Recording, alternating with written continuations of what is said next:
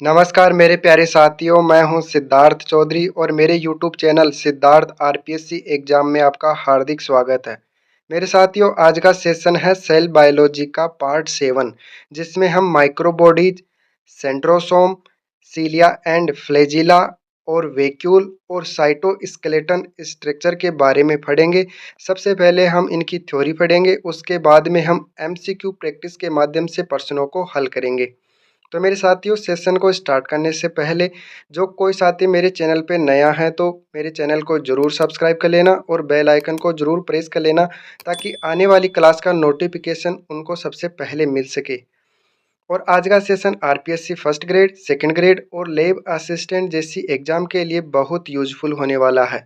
तो मेरे साथियों, हम अपने सेशन को करते हैं स्टार्ट। तो मेरे साथियों, आज के सेशन का पहला टॉपिक है माइक्रोबॉडीज, जिन्हें सूक्ष्मकाय के नाम से भी जानते हैं। माइक्रोबॉडीज एकल झिल्ली युक्त सबसे छोटे कोशिकांग होते हैं। ये ऑक्सीकरण क्रिया में काम में आते हैं। और माइक्रोबॉडीज निम्न प्रकार की होती है। एक होती है स्पेरोसोम, एक होती है प्रोक्सीसोम और एक होती है ग्लाइऑक्सीसोम। तो मेरे साथियों, अब हम तीनों के बारे में विस्तार से पढ़ेंगे। तो पहला पॉइंट है स्पेरोसोम।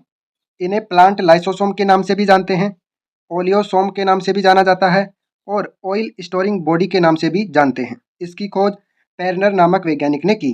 ये माइक्रोबॉडीज केवल पादपों में पाई जाती है तथा ये वसीय बीजों के बीजपत्र एवं भ्रूणपोष में अधिकतम संख्या में पाई जाती है। ये बीज अंकुरण के पश्चात कोशिकाओं में विलुप्त हो जाती है। यह चिकनी अंतःपर्दरवी जालिका से उत्पन्न होती है, जिसे स्मूथ एंडोप्लाज्मिक रेटिकुलम बोलते हैं, तथा इसमें जल अपघटनकारी एंजाइम पाए जाते हैं, जैसे अमल फॉस्फेटेज। इनमें जंतु कोशिका के लाइसोसोम के समान अनेक जल अपघटनकारी एंजाइम पाए जाते हैं। इसी कारण इन्हें प्लांट लाइसोसोम कहा जाता है। इनका मुख्य कार्य वसा का संश्लेषण एवं संग्रह करना होता है। नोट में क्या लिखा है? इनकी झिल्ली कम विकसित एवं ओलियोरेजिन पदार्थ से बनी होती है। और मेरे साथियों, स्पेरोसोम को Sudan third osmium tetra oxide से अभिरंजित किया जा सकता है। अब दूसरा पॉइंट है प्रोक्सीसोम या यूरिकोसोम के नाम से भी जानते हैं। मेरे साथियों, इसकी खोज की डी डुए नामक वैज्ञानिक ने और इसकी विस्तृत भूमिका टोलबर्ट ने दी। यह पादप तथा जंतु दोनों कोशिकाओं में पाया जाता है। पादपों में यह C3 पादपों की पर्ण मध्योतरक कोशिकाओं में पाया जाता है तथा क्लोरोप्लास्ट तथा माइटोकॉन्ड्रिया के साथ मिलकर यह प्रकाश श्वसन की क्रिया संपन्न करवाता है। मेरे साथियों, जो प्रोक्सीसोम होता है वो क्लोरोप्लास्ट तथा माइटोकॉन्ड्रिया के साथ मिलकर प्रकाश श्वसन की क्रिया संपन्न करवाता है। जंतु कोशिकाओं में यह एमिनो एसिड के संश्लेषण, ग्लूकोनियोजेनेसिस एवं वसीय अम्लों के बीटा ऑक्सीकरण से संबंधित होते हैं। प्रोक्सीसोम में प्रोक्साइड निर्माण करने वाले एंजाइम पाए जाते हैं। प्रोक्सीसोम के कुल एंजाइमों का 40% भाग अकेले केटालेज एंजाइम का होता है तथा यह H2O2 के घातक प्रभाव को कम करता है। मेरे साथियों, जो केटालेज एंजाइम होता है वो H2O2 को शीघ्र ही जल तथा ऑक्सीजन में तोड़ देता है। केटालेज सबसे बड़ा व प्रोक्सीडेज सबसे छोटा एंजाइम होता है। मेरे साथियों, नोट में क्या लिखा है? प्रोक्सीसोम में एक रेशेदार कणिकामय मैट्रिक्स पाया जाता है, जिसमें बहुत से पेरोक्साइड निर्माण के एंजाइम उपस्थित होते हैं। मैट्रिक्स में एकल इकाई झिल्ली भी होती है, जिसकी मोटाई माइटोकॉन्ड्रियल झिल्ली से भी मोटी होती है। अब मेरे साथियों, तीसरा है ग्लाइऑक्सीसोम। इसकी खोज किसने की? रोडिन ब्रेडमैन्स तथा ब्रीवेरिज नामक वैज्ञानिक ने इसकी खोज की। इसमें कैटालेज तथा कुछ दूसरे एंजाइम भी होते हैं जो प्रोक्सीसोम के समान होते हैं, इसलिए ग्लाइऑक्सीसोम को विशेष प्रोक्सीसोम भी कहा जाता है। इसका निर्माण भी एंडोप्लाज्मिक रेटिकुलम से होता है तथा यह सबसे बड़ी माइक्रोबॉडीज होती है। मेरे साथियों, जो ग्लाइऑक्सीसोम होते हैं वो केवल पादपों में पाए जाते हैं तथा ईस्ट न्यूरोस्पोरा, जो कि एक कवक है, एवं अरंड मूंगफली के वसीय बीजों में पाए जाते हैं तथा ये बीज अंकुरण के पश्चात विलुप्त हो जाते हैं। पादपों में वसीय अम्लों का बीटा ऑक्सीकरण ग्लाइऑक्सीसोम में होता है। यह पादपों में ग्लाइकोसिलेट, मेरे साथियों, पादपों में जो ग्लाइकोसिलेट चक्कर होता है वो एक प्रकार का रूपांतरित क्रेब चक्कर होता है, जिसमें ग्लाइकोजेनेसिस द्वारा वसा कार्बोहाइड्रेट में परिवर्तित हो जाती है।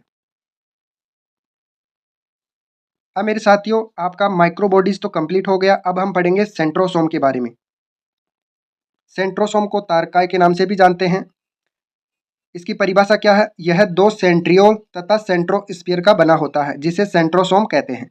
और मेरे साथियों, इसकी खोज किसने की? वॉन बेंडर ने इसकी खोज की तथा सेंट्रोसोम शब्द बोवेरी नामक वैज्ञानिक ने दिया। वितरण मेरे साथियों, इसका वितरण होता है, ये अमीबा को छोड़कर शेष सभी जंतु कोशिकाओं में पाए जाते हैं तथा ये सभी पादप कोशिकाओं में अनुपस्थित रहते हैं। मेरे साथियों, सेंट्रोसोम को अन्य नाम से भी जानते हैं। अन्य नाम कौन से हैं? एक होता है सेल सेंटर, एक होता है डिप्लोसोम और एक होता है माइक्रोसेंट्रम। सेंट्रोसोम की संरचना के बारे में पढ़ते हैं। तो सेंट्रोसोम की संरचना में दो तो सेंट्रियोल होते हैं और एक किन्नोप्लाज्म होता है जिसे साइटोसेंट्रम तथा सेंट्रोस्फीयर के नाम से जानते हैं। अर्थात एक सेंट्रोसोम दो सेंट्रियोल से मिलकर बना होता है जो केंद्र के बाहर की तरफ एक दूसरे से समकोण बनाते हुए पाए जाते हैं। ये सेंट्रियोल चारों तरफ से साइटोप्लाज्म से घिरे रहते हैं, उसे किन्नोप्लाज्म, साइटोसेंट्रम तथा सेंट्रोस्फीयर के नाम से जानते हैं। अब मेरे साथियों, तारक केंद्र की संरचना। तारक केंद्र की संरचना में दो तारक केंद्र एक दूसरे से अभिलंब परपेंडिकुलर व्यवस्थित होते हैं। प्रत्येक सेंट्रियोल का एक सिरा खुला व एक बंद होता है। सेंट्रियोल बेलनाकार तथा झिल्ली रहित होता है। यह मेरे साथियों सेंट्रियोल की संरचना है जो कि कार्ट वहीकल स्ट्रक्चर होती है, जो कि बैलगाड़ी का जो पहिया होता है ना, उसकी तरह सेंट्रोसोम की संरचना होती है। तो मेरे साथियों, सेंट्रियोल की संरचना में क्या क्या होते हैं? तो सेंट्रियोल की संरचना में प्रत्येक सेंट्रियोल 9 परिधीय त्रिक तंतु रखता है जो बराबर दूरी पर रहते हैं और केंद्र में माइक्रोट्यूबुल अनुपस्थित होता है। तंतु का विन्यास 9+0 होता है। प्रत्येक त्रिक इस बेलनाकार की त्रिज्या के 40 डिग्री कोण पर मुड़ा होता है। त्रिक में 3 माइक्रोट्यूबुल होते हैं जिन्हें अंदर से बाहर ए बी सी नाम दिया जाता है, अतः ए के समीप होता है। तो मेरे साथियों, जो 3 माइक्रोट्यूबुल होती हैं वो अंदर से बाहर की तरफ ए बी सी क्रम में लगी रहती है। जैसे आप चित्र में भी देख सकते हैं, ये 3 माइक्रोट्यूबुल हैं ए बी और सी, जो कि ए माइक्रोट्यूबुल होती है वो सबसे समीप में स्थित होती है। प्रत्येक सब फाइब्रिल का व्यास 25 नैनोमीटर होता है। सब फाइब्रिल ए तथा सी गोलाकार होते हैं तथा 13 प्रोटोफिलामेंट से बने होते हैं। मेरे साथियों, जो जो सब फाइब्रिल ए तथा सी होते हैं वो गोलाकार होते हैं और 13 प्रोटोफिलामेंट के बने होते हैं। और मेरे साथियों, जो बी सब फाइबर होता है वो ए तथा सी के साथ 2 प्रोटोफिलामेंट साझा करते हैं, अतः हम कह सकते हैं कि जो बी सब फाइबर होता है वो 11 प्रोटोफिलामेंट से बना होता है। प्रत्येक तंतु का माइक्रोट्यूबुल ए दूसरे तंतु के सी माइक्रोट्यूबुल से एसी लिंकर या सेकेंडरी फाइबर की सहायता से जुड़े रहते हैं। प्रत्येक सेंट्रियोल के केंद्र में अर्ध साइटोप्लाज्म पदार्थ पाया जाता है जिसमें कुछ प्रोटीन छड़ें पाई जाती हैं। इसे सेंट्रल हब कहते हैं। सेंट्रल हब से कुछ प्रोटीन तंतु निकले होते हैं जो परिधीय तंतु से जुड़े होते हैं, जिन्हें प्राथमिक फाइबर कहते हैं। प्राथमिक फाइबर में एक स्थान अधिक स्थूलित होता है जिसे अक्ष स्थूलन बोला जाता है। दो अक्ष स्थूलन के मध्य वाई स्थूलन उपस्थित होता है तथा एक दूसरे से जुड़ा होता है तथा माइक्रोट्यूबुल से भी जुड़ा होता है। वाई स्थूलन एसी लिंकर से जुड़ा होता है। प्रत्येक सेंट्रियोल कुछ पदार्थों से घिरा होता है जिसे सेंट्रियोलर मसल्स या पेरीसेंट्रियोलर सैटेलाइट या माइक्रोट्यूबुल्स जनरेटर या न्यूक्लिएटिंग सेंटर कहा जाता है। यह भाग नए सेंट्रियोल के निर्माण के समय माइक्रोट्यूबुल के निर्माण व उसकी वृद्धि से संबंधित होता है। सेंट्रियोल आधारिकाय सीलिया फ्लेजिला के निर्माण में आवश्यक होता है। यह कुछ प्रोटोजोआ प्रोटिस्टा जैसे अमीबा को छोड़कर मुख्यतः जंतु कोशिका में पाए जाते हैं। सेंट्रियोल में ट्यूबुलिन तथा एटीपेज अधिक होते हैं। मुख्यतः सेंट्रियोल गमनीय संरचना। मेरे साथियों, जो सेंट्रियोल का जो प्राथमिक कार्य है वो गमनीय संरचना में है तथा इनका द्वितीय कार्य कोशिका विभाजन में तर्कों की व्यवस्था में होता है। सेंट्रियोल इंटरफेज अवस्था की एस प्रावस्था में अपनी प्रतिकृति प्रस्तुत करता है। सेंट्रियोल कभी भी कोशिका विभाजन प्रारंभ नहीं करता है। मेरे साथियों, जो सेंट्रियोल जो तारकाय होता है वो कभी भी कोशिका विभाजन प्रारंभ नहीं करता है। उस साइट तथा स्पर्मेटोसाइट में सेंट्रियोल बड़े होते हैं तथा उन्हें जियंट सेंट्रियोल के नाम से जानते हैं। अब मेरे साथियों, सेंट्रियोल के फंक्शन देखते हैं, इसके क्या क्या कार्य हैं। तो मेरे साथियों, पहला कार्य है जंतु कोशिका में सेंट्रोसोम तर्कु तंतुओं को विन्यासित करने का कार्य करता है। यह कोशिका विभाजन के तल का निर्धारण करता है। इसी आधार पर इसे सेल सेंटर कहा जाता है। रेंडोल तथा डिस्प्रे नामक वैज्ञानिक के आधार पर सेंट्रोसोम में डीएनए पाया जाता है। सेंट्रियोल आधारिकाय के निर्माण में सहायक होता है जो सीलिया तथा फ्लेजिला उत्पन्न करते हैं। सेंट्रियोल शुक्राणु की पूंछ को बनाने में भी भूमिका निभाते हैं। अब मेरे साथियों, आपका सेंट्रोसोम भी कंप्लीट हो गया है। अब तीसरा टॉपिक है सीलिया तथा फ्लैजिला। तो मेरे साथियों, सीलिया और फ्लैजिला के बारे में हम विस्तृत से पढ़ते हैं। तो इसकी परिभाषा क्या है? ये संरचनात्मक रूप से समान प्रकार के होते हैं, लेकिन इनमें कुछ बाह्य विभिन्नताएं पाई जाती हैं। इसकी खोज, तो मेरे साथियों, सर्वप्रथम सीलिया तथा फ्लैजिलम की उपस्थिति की सूचना एंगलमैन ने सन 1868 में दी। जेनसन पहला वैज्ञानिक था जिसने सन 1887 में स्पर्म फ्लैजिलम की संरचना की सूचना दी। अब मेरे साथियों, सीलिया तथा फ्लैजिला के मध्य अंतर को देखते हैं। इनके मध्य क्या क्या अंतर पाए जाते हैं। सीलिया तथा फ्लैजिला की आंतरिक संरचना समान होती है, लेकिन बाहरी संरचना भिन्न भिन्न उपस्थित रहती है। तो मेरे साथियों, एक साइड सीलिया है और एक साइड फ्लैजिला है। तो मेरे साथियों, जो सीलिया होते हैं ये कम लंबाई के होते हैं और इनकी लंबाई होती है 5 से लेकर 10 माइक्रोमीटर। और मेरे साथियों, जो फ्लैजिला होते हैं ये अधिक लंबे होते हैं और इसकी लंबाई होती है 150 माइक्रोमीटर। और मेरे साथियों, जो सीलिया होते हैं ये संख्या में अधिक होते हैं और फ्लैजिला ये संख्या में कम होते हैं। और सीलिया होते हैं ये संवेदी एवं गति में सहायक अंग होते हैं। और मेरे साथियों, जो फ्लैजिला होते हैं ये केवल गति में सहायक अंग होते हैं। सीलिया स्विमिंग मूवमेंट प्रदर्शित करते हैं और ये अनियमित गति प्रदर्शित करते हैं। मेरे साथियों, एक शब्द है अनडुलिपोडियम, जो कि सीलियम तथा फ्लैजिलम के लिए एक सामान्य शब्द होता है। अगला पॉइंट है वितरण। तो मेरे साथियों, जो सीलिया और फ्लैजिला होते हैं वो लाल शैवाल, नीले हरे शैवाल, स्पायरोगायरा, पाइनस और एंजियोस्पर्म में कभी भी सीलिया तथा फ्लैजिला नहीं पाए जाते हैं। सीलिया प्रोटिस्टा रेस्पिरेटरी ट्रैक्ट के एपिथेलियम में समूह में पाए जाते हैं। सीलिया तथा फ्लैजिला की संरचना। अब मेरे साथियों, सीलिया और फ्लैजिला की संरचना के बारे में देखते हैं। तो मेरे साथियों, प्रथम बार एंगलमैन के द्वारा इसे विवेचित किया गया। प्रत्येक सीलियम तथा फ्लैजिलम की संरचना में 4 भाग होते हैं। एक होता है सीलियम फ्लैजिलम फिलामेंट, ये कोशिका के बाहर निकला हुआ तंतु के समान भाग होता है। एक होता है बेसल प्लेट, इस भाग में बेसल बॉडी में उपस्थित परिधीय तंतुओं में से सी माइक्रोट्यूबुल्स विलुप्त हो जाती है तथा केंद्र में 2 तंतु बनने लगते हैं। यह भाग फिलामेंट तथा बेसल बॉडी के मध्य पाया जाता है तथा इस भाग में 9+2 प्रकार की संरचना दिखाई देने लगती है।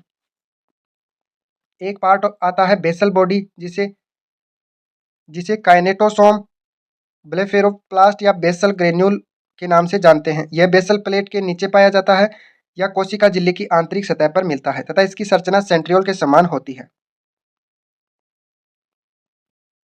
एक पार्ट आता है रूटलेट, यह प्रोटीन के फाइबर से बना शंकु समान भाग होता है जो बेसल बॉडी से बनता है तथा इस पर एटीपेज एंजाइम के गहरे सेक्टर पाए जाते हैं। सीलियम तथा फ्लैजिलम फिलामेंट की आंतरिक संरचना। तो मेरे साथियों, सीलिया तथा फ्लैजिला फाइबर की आंतरिक संरचना समान होती है तथा इसकी संरचना का अध्ययन सर्वप्रथम एंगलमैन ने किया। इस तंतु का व्यास 1500 एंगस्ट्रोम का होता है। प्रत्येक सीलियम तथा फ्लैजिलम की संरचना में 2 भाग पाए जाते हैं। एक होती है कोशिका झिल्ली और एक होता है एक्सोनिम।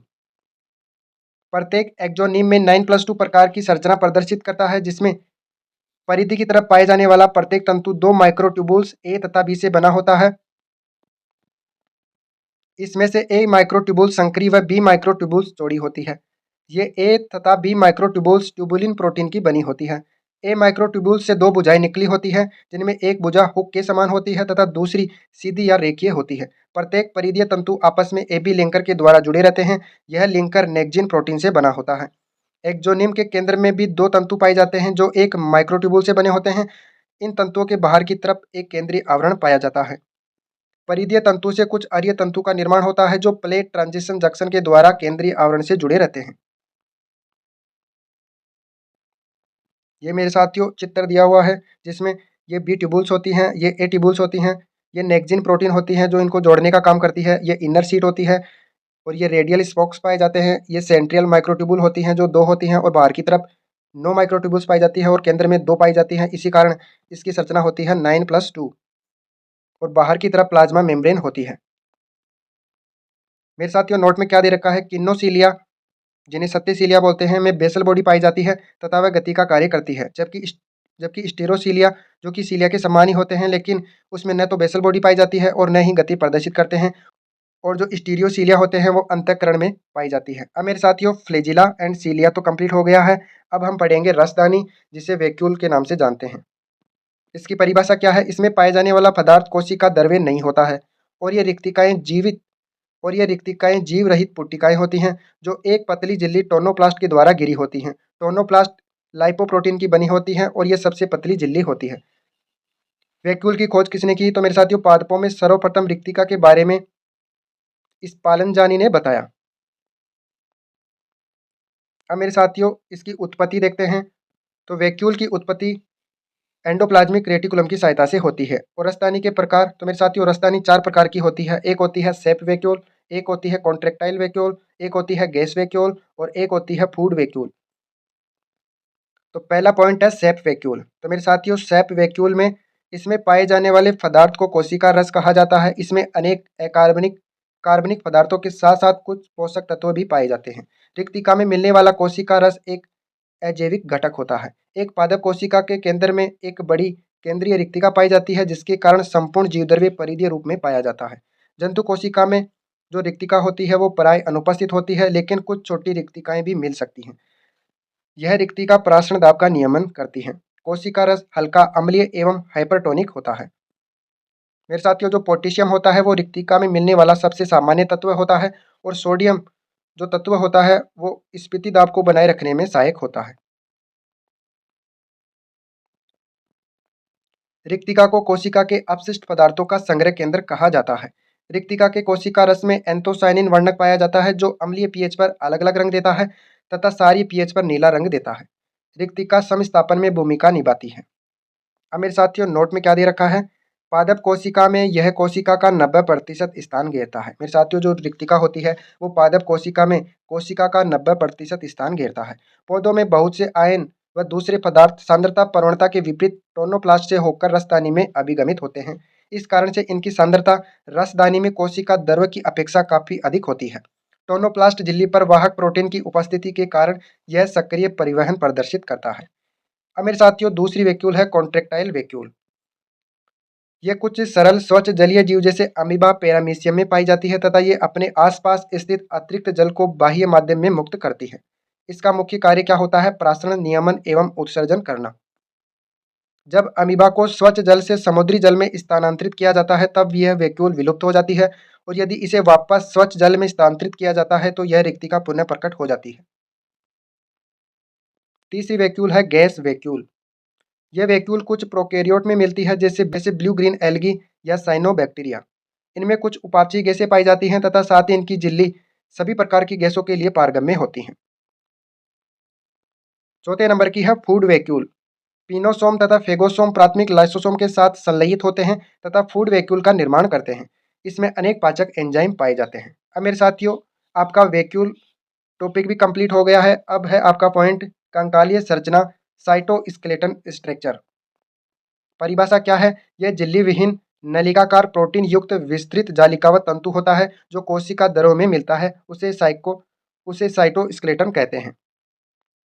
मेरे साथ जो साइटोस्केलेटन होता है वो 3 प्रकार के होते हैं। एक होता है माइक्रोट्यूबुल। सर्वप्रथम रॉबर्टीज तथा फ्रेंचाइस ने माइलिन आच्छाद युक्त तंत्रिका कोशिकाओं के एक्सोप्लाज्म में इसको खोजा। ये असाकित नलिकाकार असंकुचनशील संरचनाएं होती हैं। प्रत्येक माइक्रोट्यूबुल 13 प्रोटोफिलामेंट से बनी संरचना होती है जिसका निर्माण न्यूक्लिएटिंग सेंटर से होता है। प्रत्येक माइक्रोट्यूबुल अल्फा व बीटा ट्यूबुलिन प्रोटीन की बनी होती है। ये प्रोकैरियोट कुछ यूकैरियोट कोशिकाएं जैसे आरबीसी, अमीबा, स्लाइमोल्ड में अनुपस्थित होती है, जबकि नर्वस सेल, ल्यूकोसाइट और डिवाइडिंग कोशिकाओं में सामान्यतः मिलती हैं। इसके कार्य क्या हैं? इसके कार्य हैं सीलिया, फ्लैजिला, सेंट्रियोल, बेसल बॉडी तथा स्पाइंडल फाइबर के संगठन में ये सहायक होता है। कोशिका विभाजन के समय बनने वाली सेल प्लेट के तल का निर्धारण करते हैं। ऑर्गेनेली तथा माइक्रोमेलिकुल की कोशिकाओं की गति में ये सहायक होते हैं। नोट में क्या दे रखा है? इनके एक सिरे पर धनात्मक तथा दूसरे सिरे पर ऋणात्मक आवेश मिलता है। सीलिया तथा फ्लैजिला में मिलने वाली माइक्रोट्यूबुल स्थायी, जबकि कोशिका दरों में मिलने वाली जो माइक्रोट्यूबुल होती है वो अस्थायी होती है।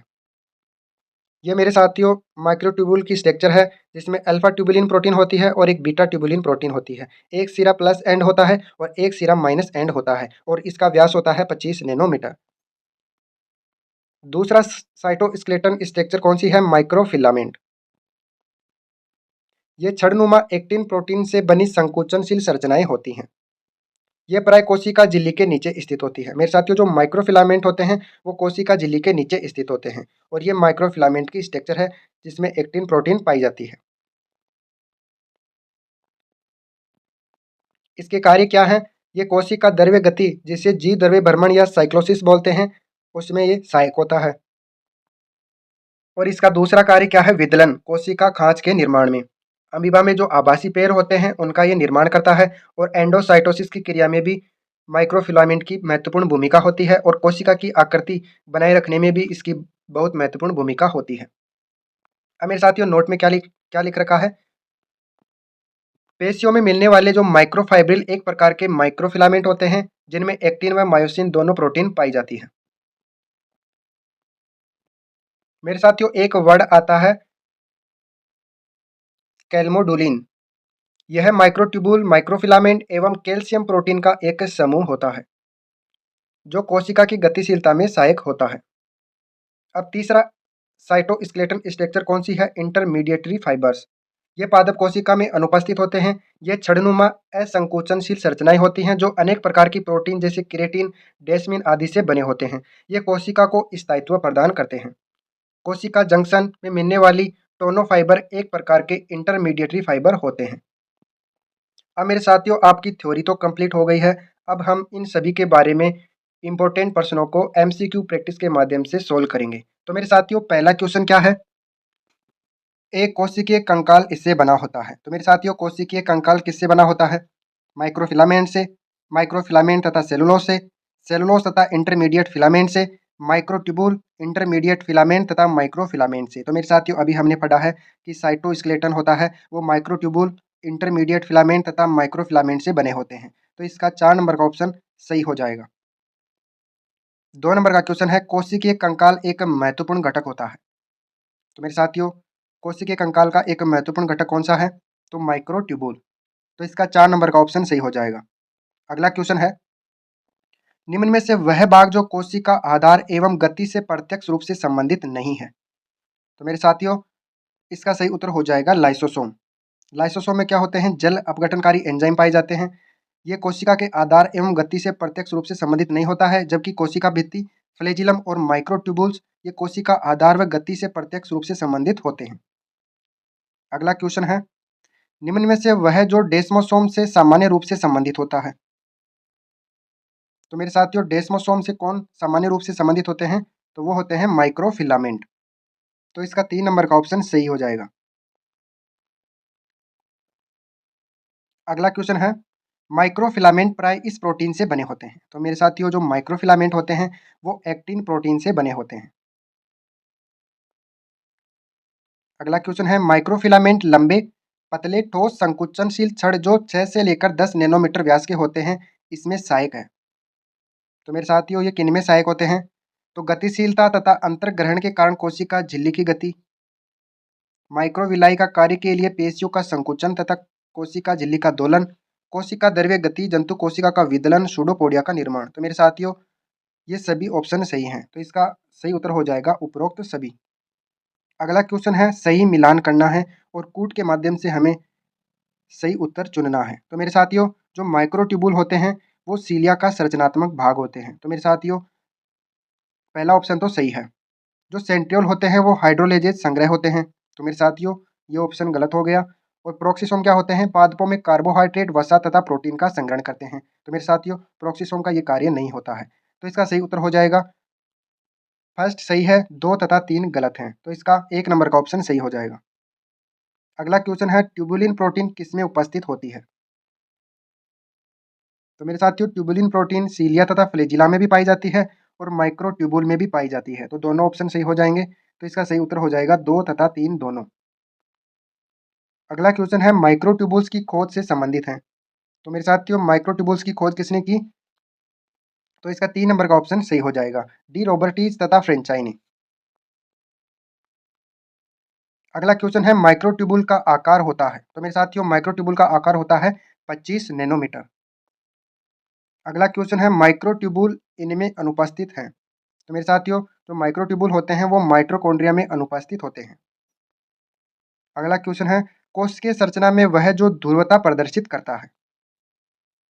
तो मेरे साथियों इसका सही उत्तर हो जाएगा माइक्रोट्यूबुल, जिसका एक सिरा प्लस एंड होता है और एक सिरा माइनस एंड होता है। इस कारण ये ध्रुवता प्रदर्शित करता है। अगला क्वेश्चन है माइक्रोट्यूबुल्स में उपतंतुओं की संख्या है।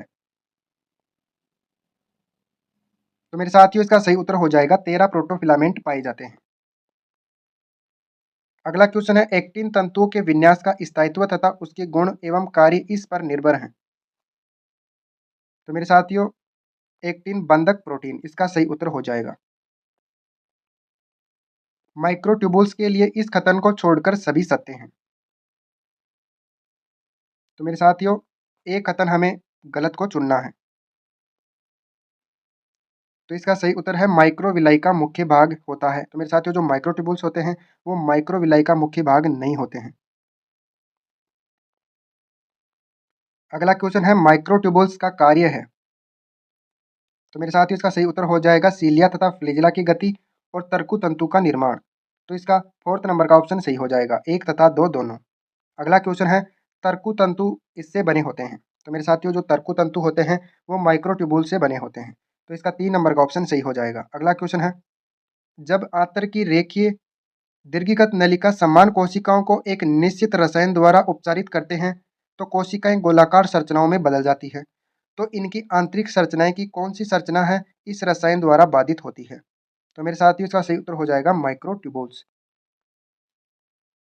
अगला क्वेश्चन है माइक्रोट्यूबुल्स इसमें सम्मिलित है कोशिका विभाजन में या फिर डीएनए पहचान में या पेशी संकुचन में या झिल्ली निर्माण करने में। तो मेरे साथियों जो माइक्रोट्यूबुल्स होती हैं वो कोशिका विभाजन में सम्मिलित होती है। अगला क्वेश्चन है काल्मोड्यूलिन एक प्रकार का कैल्शियम प्रोटीन संकुल है जो माइक्रोट्यूबुल्स व सूक्ष्म तंतुओं में मिलती है जो सहायक है। तो मेरे साथियों वो सहायक होता है कोशिका गति में। अगला क्वेश्चन है वह युग्म जो सही मिलान नहीं किया गया है। तो मेरे साथियों सही मिलान कौन सा नहीं किया गया। नाभिक होता है उसमें आनुवांशिक सूचनाएं होती हैं, बिल्कुल सही बात है। कोशिका झिल्ली पारगम्यता प्रदर्शित करती हैं। गोल्जी कॉम्प्लेक्स श्रावण का काम करते हैं, ये बात भी सही है। लेकिन माइक्रोट्यूबुल्स अंग होते हैं वो ग्लाइकोसिस नहीं करते हैं। तो इसका 4 नंबर का ऑप्शन सही हो जाएगा जो सही मिलान नहीं किया गया है। अगला क्वेश्चन है वह संरचना जो एक सूक्ष्म नलिका काय नहीं है। तो मेरे साथियों इसका सही उत्तर हो जाएगा पेशी।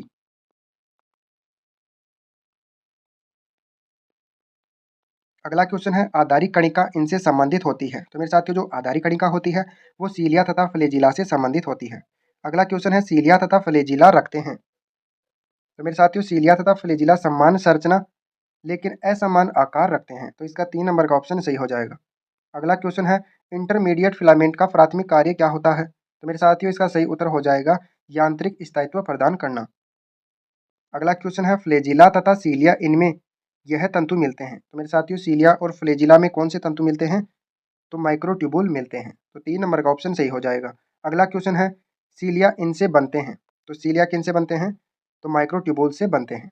अगला क्वेश्चन है एक सीलियम में बाह्य व केंद्रीय माइक्रोट्यूबुल का विन्यास कहलाता है। तो मेरे साथियों इसका सही उत्तर हो जाएगा 9+2 प्रारूप होता है। अगला क्वेश्चन है सीलिया है। मेरे साथियों सीलिया क्या होते हैं, तो इसका सही उत्तर हो जाएगा छोटे, ये छोटे होते हैं 5 से लेकर 10 माइक्रोमीटर रोम समान संकरी प्रोटोप्लाज्मिक प्रवर्ध होते हैं। स्विमिंग या दोलन गति करते हैं, अधिक संख्या में होते हैं। तो मेरे साथियों इसका उपरोक्त सभी उत्तर सही हो जाएगा। अगला क्वेश्चन है सीलिया तथा फ्लैजिला में एटीपी सक्रियता का स्थल होता है। तो मेरे साथियों इसका सही उत्तर हो जाएगा डाइनिन भुजा। निम्न में से किस अंगक में इकाई कला पाई जाती है। तो मेरे साथियों इसका सही उत्तर हो जाएगा स्पिरोसोम। स्पिरोसोम के बारे में क्या सत्य नहीं है। तो मेरे साथियों इसका सही उत्तर हो जाएगा प्रकाश श्वसन में सम्मिलित। मेरे साथियों स्पिरोसोम प्रकाश श्वसन में सम्मिलित नहीं होते हैं, प्रकाश श्वसन में तो प्रोक्सीसोम सम्मिलित होते हैं। अगला क्वेश्चन है प्रोक्सीसोम में किसकी अधिकता पाई जाती है। तो मेरे साथियों इसका सही उत्तर हो जाएगा ऑक्सीकारी एंजाइम। अगला क्वेश्चन है पादप कोशिका में प्रोक्सीसोम सम्मिलित होते हैं। तो ये होते हैं प्रकाश श्वसन में, जो कि क्लोरोप्लास्ट और माइटोकॉन्ड्रिया के साथ मिलकर यह काम करते हैं। अगला क्वेश्चन है यूरेट ऑक्सीडेज पाया जाता है। तो मेरे साथियों इसका सही उत्तर हो जाएगा प्रोक्सीसोम में। अगला क्वेश्चन है डीएनए किस में अनुपस्थित होता है। तो मेरे साथियों डीएनए हरितलवक में भी पाया जाता है, केंद्रक में भी पाया जाता है, लेकिन प्रोक्सीसोम में नहीं पाया जाता। और गुणसूत्रों में भी पाया जाता है। तो इसका सही उत्तर हो जाएगा प्रोक्सीसोम। अगला क्वेश्चन है H2O2 उपापचय एंजाइम किसमें पाए जाते हैं? तो मेरे साथियों इसका सही उत्तर हो जाएगा प्रोक्सीसोम। अगला क्वेश्चन है ग्लाइऑक्सीसोम पाए जाते हैं? तो मेरे साथियों ग्लाइऑक्सीसोम केवल पादप कोशिका में पाए जाते हैं। अगला क्वेश्चन है निम्न में से कोशिका का कौन सा भाग अजीवित होता है? तो मेरे साथियों अजीवित पार्ट होता है रिक्तिका, जिसे वैक्यूल भी बोलते हैं। अगला क्वेश्चन है कोशिका में उपस्थित द्रव भाग जिसे सेल शेप कहते हैं वह होता है? तो मेरे साथियों इसका सही उत्तर हो जाएगा कोशिका की रिक्तिका का अजीवित भाग। और मेरे साथियों आज का सेशन का लास्ट क्वेश्चन है रिक्तिका कोशिका रस का पीएच होता है? तो मेरे साथियों इसका सही उत्तर हो जाएगा अम्लीय तथा हाइपरटोनिक। तो इसका 3 नंबर का ऑप्शन सही हो जाएगा। तो मेरे साथियों अगर सेशन अच्छा लगा तो ज़्यादा से ज़्यादा दोस्तों के साथ साझा करना, और जो साथी मेरे चैनल पे अभी नया है तो मेरे चैनल को ज़रूर सब्सक्राइब कर लेना और बेल आइकन को ज़रूर प्रेस कर लेना ताकि आने वाली क्लास का नोटिफिकेशन आपको सबसे पहले मिल सके। तो मेरे साथियों आज के लिए इतना ही। जय हिंद, जय भारत।